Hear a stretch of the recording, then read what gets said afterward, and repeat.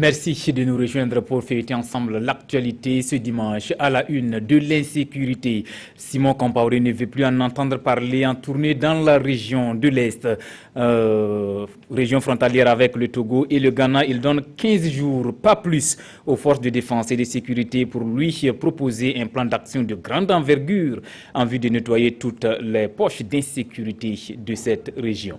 Vivre dignement, c'est aussi un combat et encore plus pour les personnes en situation de handicap. Comment y parvenir? Portrait d'un tailleur sourd-muet. Il est même très apprécié par ses clients. C'est à Mahadaga dans la région de l'Est. Mesdames et messieurs, voilà pour le sommaire de ce journal. Bienvenue à tous. Opération coup de poing du ministre de la Sécurité dans la région de l'Est. 2 semaines, c'est le délai que le ministre Simon Compaoré accorde aux forces de défense et de sécurité pour lui proposer un plan d'action d'envergure contre l'insécurité dans cette région frontalière avec le Togo et le Ghana. Salifou Belem, Jacques Lamissa Tarpaga.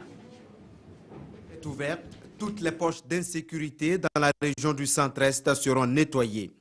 Simon Compaoré, le ministre de la Sécurité, réunit ici à Tinkodogo les forces de défense et de sécurité présentes dans la région. Militaires, gendarmes, policiers, douaniers, agents des eaux et forêts et gardes de sécurité pénitentiaire, tous vont prendre part à cette opération. Toutes ces forces-là qui sont sur le territoire du centre-est, les réunir à un moment donné pendant une courte période pour faire un ratissage dans la zone-là. Ça, c'est en dehors des missions régulières que ces forces-là, ou des initiatives locales de ratissage à l'échelle locale que ces forces-là font. C'est en dehors de cela. Ça, c'est une grosse opération qu'on a décidé de mener et pour que la population sente effectivement qu'on est là, qu'on veille au grain et qu'elles peuvent compter sur ces forces de défense et de sécurité. La particularité de cette action est la mutualisation des forces. Les victoires communes sont plus valorisantes que les victoires individuelles, rappelle aux hommes le directeur général de la police nationale, Lazare Tarpaga. Et c'était l'occasion pour les forces présentes d'exposer les difficultés, insuffisance du personnel et du matériel. Le ministre de la Sécurité en prend bien note. Le gouvernement s'emploie pour que toutes les initiatives qui peuvent être développées en la matière, nous puissions le faire pour pouvoir petit à petit doter ces forces de défense et de sécurité en moyens roulants, en moyens de défense pour les permettre d'assumer au mieux leur mission. Et puis nous avons profité de rappeler les mesures de vigilance, contrôle dans les hôtels, dans les marchés, dans les gares routières et faire en sorte qu'au niveau de nos frontières, il y ait tolérance zéro par rapport à ceux qui viennent, qui veulent franchir nos frontières sans avoir des documents. Le débat sur les groupes d'autodéfense Kogolwego est bien clos selon Simon Compaoré. Ils seront utiles en renseignement pour les forces régulières. Les différents corps ont aussi reçu les félicitations et les encouragements de la hiérarchie et du gouvernement. On reste dans le chef-lieu de la région du centre-est, à Tinkodogo, pour le bilan à mi-parcours du projet de réhabilitation de routes et de facilitation du transport sur le corridor Lomé-Cinquancé-Ouagadougou. Les travaux ont démarré en février 2015 et devront s'achever en décembre prochain. Pour les chiffres, on retient que pour 69% de délais consommés, 41% de travaux ont été réalisés. Amadou Ilboudo, Mounirakiri. Et de facilitation du transport sur le corridor Lomé-Cinquancé-Ouagadougou est jugé satisfaisant. 18 mois après son démarrage, le projet a atteint un taux d'exécution de 41% et pour la deuxième fois, le comité de pilotage se réunit pour faire le point de la situation. Au-delà même de la réhabilitation du grand tronçon entre Koupéla et la frontière du Togo, on a des aménagements de pistes rurales. On a également des aménagements de voiries en pavé dans la ville de Tinkodogo. Mais également, on a des appuis au groupement féminin. C'est dire que ce soit au niveau national, que ce soit au niveau régional, ce programme est assez important. Débuté en février 2015, l'exécution du projet a tout de même connu un certain nombre de difficultés. La question du déplacement des réseaux des concessionnaires, notamment la Sonabel, l'ONEA et l'Unatel, nous avons connu beaucoup de difficultés pour le démarrage donc, de ces travaux de déplacement. Mais à ce jour, en tout cas, les travaux sont déjà en cours pour les déplacements de ces différents réseaux. Le projet de réhabilitation de routes et de facilitation du transport sur le corridor Lomé-Cinquancé-Ouagadougou est financé à plus de 102 milliards de francs CFA par plusieurs partenaires techniques et financiers, parmi lesquels l'UEMOA, la CEDEAO et l'Union européenne. Les travaux devront s'achever en décembre prochain. Mounira Kéré, pour des ouvrages de qualité, il faut une main-d'œuvre qualifiée. Et c'est ce qui fait le Service national pour le développement SND avec le Centre de formation et de production de Lumbila créé en 2002. Ce centre est dévolu à la formation professionnelle des jeunes, formation qui vise à leur inculquer le savoir-faire et le savoir-être. Girard Somé, Monkundabiré.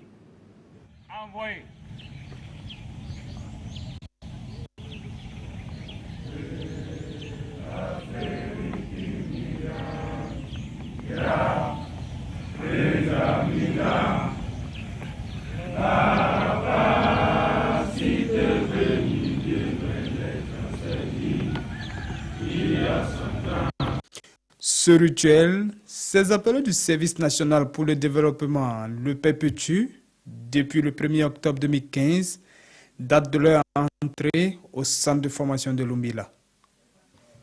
Ici, le quotidien commence par la montée des couleurs. Une exigence, dit-on, pour inculquer aux pensionnaires le sens du patriotisme. Le symbole des couleurs, tout le monde le sait, c'est tout ce que signifie notre pays.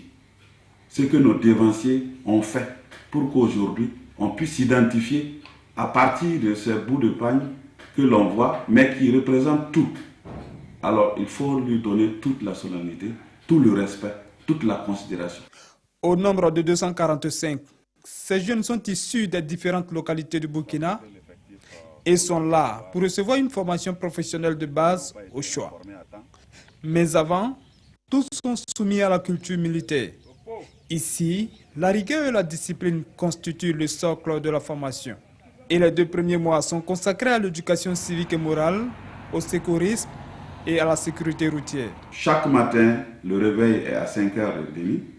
Après un petit sport, petit déjeuner, nettoyage et direction les salles de cours. Et nous terminons nos cours aux environs de 16h. Et après 16h, c'est le sport et c'est la révision à partir de 19h jusqu'à 22h. À présent, c'est l'heure de cours et comme d'habitude, les appelés rejoignent les classes au pas militaire pour les leçons du jour. Ce centre dispose de formations dans le domaine de la sécurité privée, de la menuiserie bois, de la maçonnerie construction et de la mécanique des engins à 2 roues.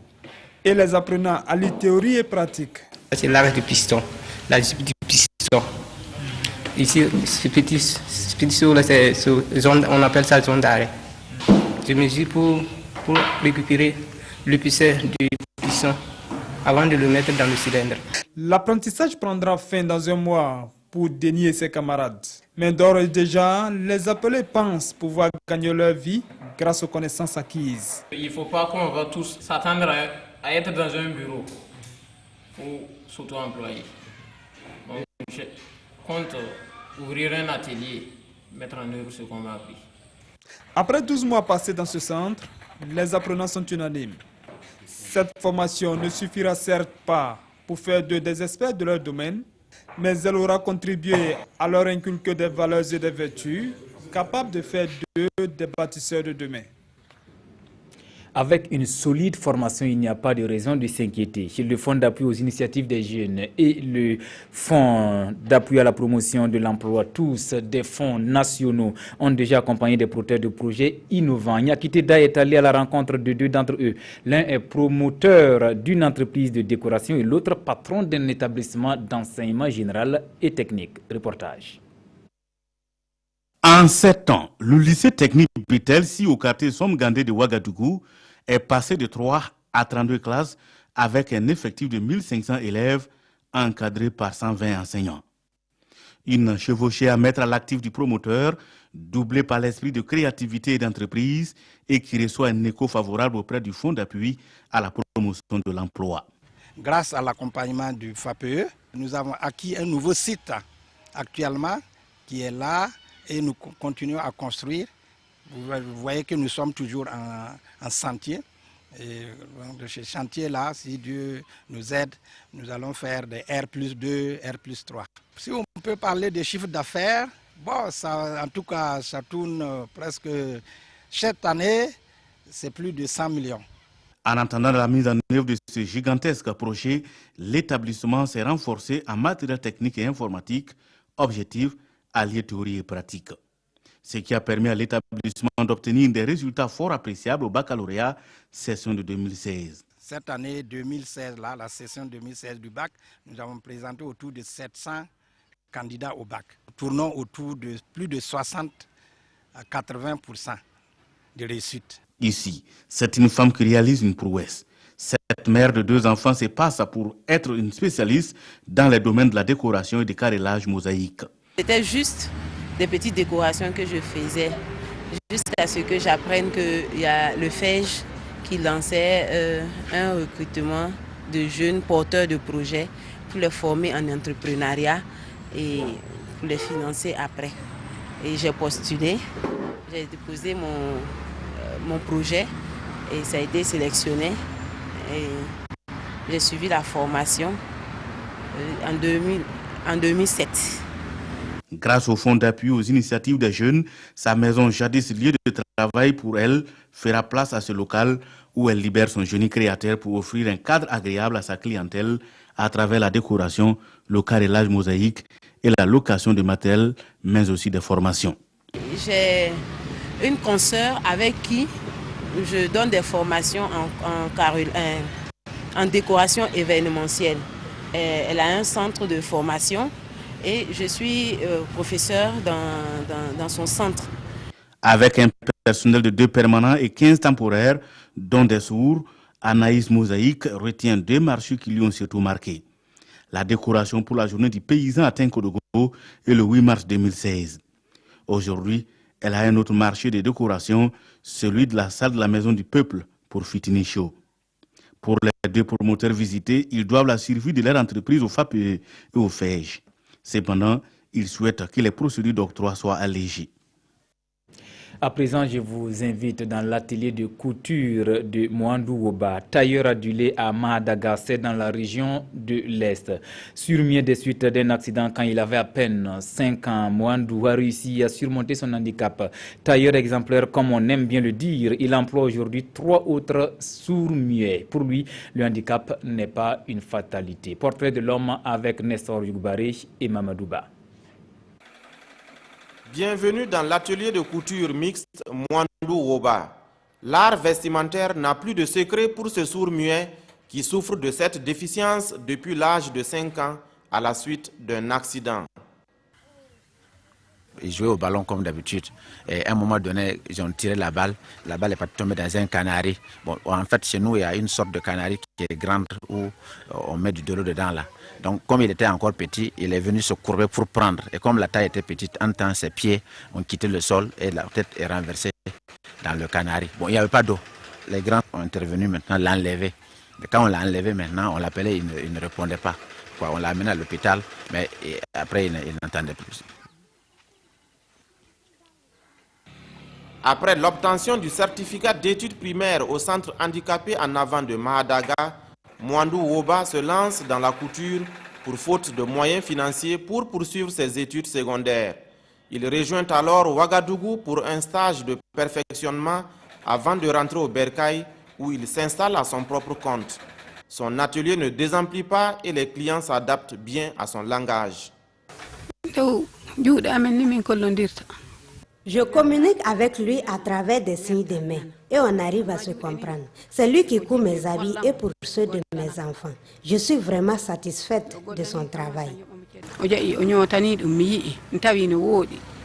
Il est sérieux dans ce qu'il fait. Et quand il donne aussi un délai, il respecte. Et le travail aussi est bien fait. Aujourd'hui, Mwandou Woba emploie 3 personnes, des sourds-muets comme lui, à qui il souhaite donner une chance dans la vie. Son activité lui a permis de construire un logement et de prendre en charge sa mère. Il se fixe pour objectif désormais d'accroître son chiffre d'affaires par la vente de matériel de couture et l'élevage des petits ruminants. Autre point de l'actualité dans cette édition, les tout-petits sur le chemin de l'école. C'est devenu un effet de mode, surtout dans les centres urbains. Et pourtant, la loi est formelle. 3 ans pour le préscolaire, 6 pour le primaire et 12 ans pour le post-primaire. Faire fi de cette réglementation peut avoir des conséquences psychologiques pour l'enfant. Scolarisation précoce avec les acteurs de l'éducation. Maïmouna Traoré nous en parle. On a volé ces activités développementales. C'est en ces termes que le psychologue qualifie l'acte de certains parents qui inscrivent leurs enfants à l'école avant l'âge requis. La scolarisation précoce est illégale, pourtant des parents d'élèves sont convaincus de son bien fondé. Souvent les parents n'ont pas quand même quelqu'un à la maison pour gérer les enfants. Bon, je pense comme il y a effectivement des endroits où on peut effectivement les amener à ce qu'ils s'épanouissent aussi, bon, et puis ne pas être perturbé à la maison seul là. Je trouve que c'est très tôt, mais ça dépend de l'enfant, de ses compétences. S'il s'exprime bien, voilà, je trouve qu'il est apte. Puis aller, il n'y a pas de problème pour moi. Des arguments battus en brèche par les spécialistes en éducation. Et c'est très important de faire attention par rapport à la fatigue des enfants. Ce qui fait qu'un enfant brille à un moment donné, notamment chez les parents qui deviennent davantage très exigeants et très pressés d'avoir des enfants autonomisés. Le développement psychologique et la croissance physique et psychique ne vont pas forcément de pair. Les enseignants avisent, les parents insistent et l'échec est vite programmé. D'abord, l'élève n'avait pas l'âge. Donc, le parent insistait à ce qu'on l'inscrit.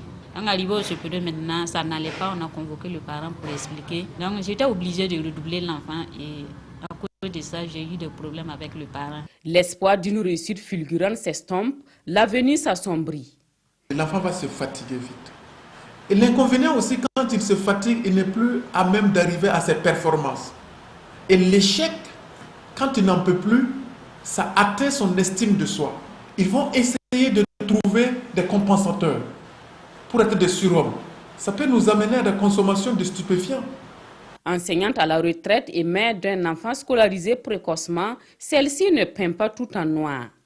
Il y a la volonté de l'enfant, il y a la connaissance des parents.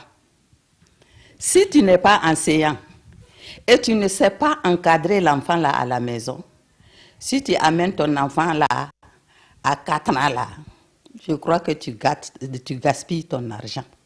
L'exemple de cette économiste confirme ses propos. Scolarisée dès l'âge de 4 ans, elle décroche son CEP à 10 ans et le BEPC à 14 ans. S'il ne nous encadrait pas, si vraiment il ne me suivait pas, j'étais sûre que ça n'allait pas aller. Prenant la mesure de la situation, des acteurs du système éducatif invitent au respect de la réglementation. Tout ce que nous pouvons faire, c'est de mener des actions de sensibilisation à côté d'eux. On ne peut pas punir un parent parce qu'il a amené son enfant à l'école, je ne sais pas, à 4 ans. Il faut aller lentement, mais sûrement. C'est mieux d'encadrer les enfants pour leur permettre d'avoir un très bon niveau. Cela y va de l'avenir de milliers d'enfants contraints de prendre la route de l'école et d'échouer lamentablement là où ils devaient exceller parce que tout simplement, ils n'ont pas suivi un cursus scolaire normal. L'actualité internationale de cette édition nous conduit au Gabon pour l'élection présidentielle du 27 août. La campagne a officiellement débuté hier samedi avec une démonstration de force du président sortant Ali Bongo Ondimba pour son premier rendez-vous avec les électeurs de Libreville, la capitale gabonaise. Ondimba a encore fustigé ses adversaires politiques qui, selon lui, fondent leur programme de société sur l'affaire de son acte de naissance. Sujet à polémique, les 14 candidats en lice ont en tout 2 semaines pour convaincre les électeurs, mais dès le premier jour de cette campagne présidentielle, l'on crie au déséquilibre des opposants aux moyens limités face au président sortant, s'inquiètent certains pays étrangers. Mesdames et messieurs, voilà qui met fin à cette session d'information de 13h de la télévision du Burkina. Merci de l'avoir suivi.